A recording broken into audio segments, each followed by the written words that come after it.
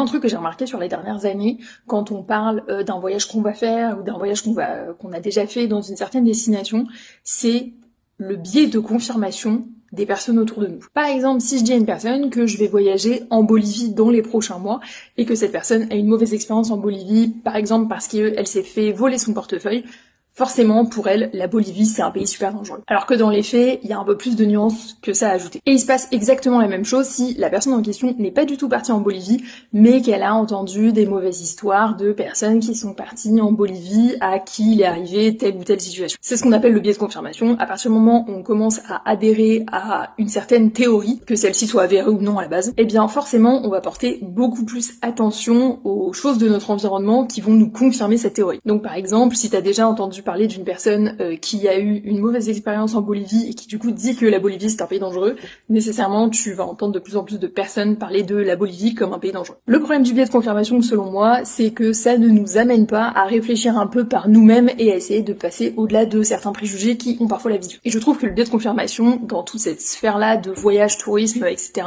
c'est devenu un fléau quoi. Et je dis ça, j'en suis la première victime aussi, on a tous et toutes des biais de confirmation. Par exemple, j'ai fait une vidéo où j'expliquais pourquoi, selon moi, il ne fallait pas opter pour l'assurance voyage de sa carte bancaire pour voyager, et il y a un des commentaires que j'ai reçu qui disait non c'est faux parce que moi il m'est arrivé telle situation et j'ai très bien été prise en charge par ma carte bancaire. Biais de confirmation parce qu'un cas spécifique ne fait pas une généralité. Bref, ceci est ton signe pour ton prochain voyage, ou si tu envisages une destination qui fait peut-être un peu peur ou qui a certains préjugés, de te renseigner au-delà de ton environnement de base pour essayer d'aller au-delà de ton biais de confirmation. Je te mets 2-3 autres exemples de biais de confirmation que j'ai vécu dans la légende.